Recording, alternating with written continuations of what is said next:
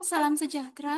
Perkenalkan, saya Yuri Elsa Ronali Pakpahan dengan NIM 11S23051 dari Prodi Informatika. Di sini saya akan menjelaskan hasil praktikum untuk machine learning, yakni eksperimen CNN untuk klasifikasi dataset fashion MNIST. Adapun tujuan dari praktikum ini ialah untuk memahami bagaimana hyperparameter pada suatu model CNN, yaitu learning rate, jumlah epoch, dan batch size-nya, dan juga jumlah layer konvolusinya. Kemudian ini untuk apakah hyperparameter ini itu mempengaruhi performa model dalam mengklasifikasikan gambar pakaian dari dataset fashion MNIST. Fashion MNIST ini sendiri adalah dataset yang terdiri dari 60.000 gambar training dan 10.000 gambar testing, di mana masing-masing itu berukuran 28x28 pixel grayscale yang dibagi ke dalam 10 kelas seperti t-shirt, blazer, dress, sneaker, dan sebagainya. Kemudian, sebelum dimasukkan ke model, data itu melalui 3 tahap preprocessing.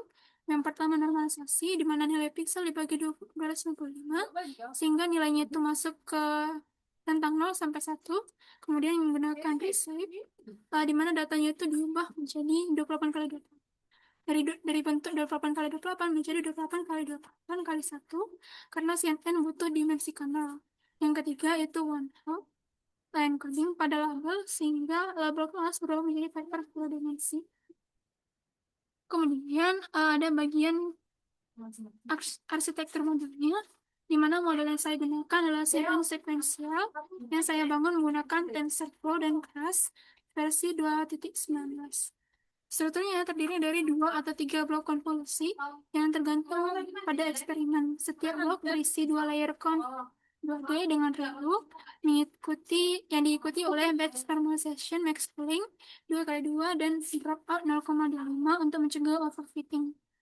Nah, setelah blok konvolusi, data di flatten lalu masuk ke dense layer yang berisi 256 neuron dengan ReLU batch normalization dropout 0,5, dan terakhir output layer berisi 10 neuron dengan aktivasi softmax untuk klasifikasi multiclass. Nah, optimizer yang digunakan adalah Adam dengan loss function categorical class entropy. Untuk desain eksperimen ini terdapat 24 eksperimen, yang mana dengan kombinasi parameter berikut, antara learning rate 0,1, 0,5, dan 0,01, epoch 10 dan 50, kemudian ada batch size 64 dan 32, dan jumlah layer konvolusi itu 2 dan 3. Nah, setiap eksperimen itu dijalankan secara penuh, dan hasilnya itu dicatat dalam tabel termasuk training accuracy, validation accuracy, training loss, dan validation loss-nya.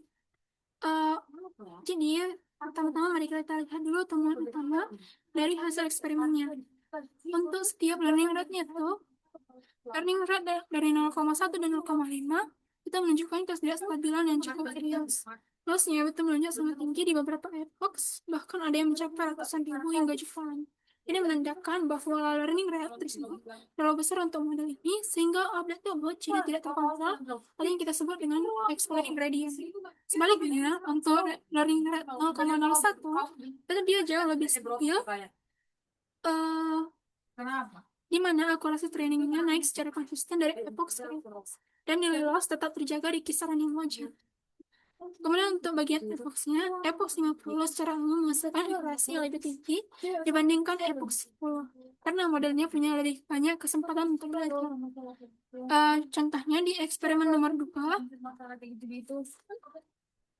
itu gini, dengan R0,1 50 epoch, batch 64 dan 3 lagi, itu sudah mencapai validation accuracy 90,12%. Namun perlu diwaspadai adanya potensi overfitting saat epoch tinggi dikombinasikan dengan learning rate yang besar. Untuk batch size 64 itu cenderung lebih stabil banding batch size 32. Batch kecil seperti 32 memang lebih sering update bobot, tapi juga membuat training lebih noisy, terutama ketika learning rate-nya sudah besar. Untuk jumlah layernya, 3 layer konvolusi secara umum itu memberikan akurasi lebih tinggi daripada 2 layer, karena modelnya itu mampu menangkap fitur yang lebih kompleks. Namun jika dikombinasikan dengan learning rate yang besar, tambahan layer justru malah memperburuk ketidakstabilannya.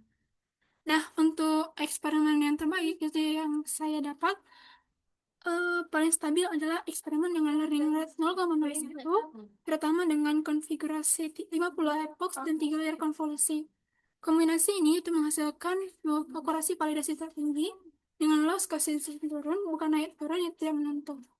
Dan ini sejalan dengan ada optimalisasi yang bekerja paling optimal pada learning rate kecil seperti 0,001 sampai 0,01. Kesimpulan dari praktikum ini ialah learning rate adalah hyperparameter prioritas dalam eksperimen ini.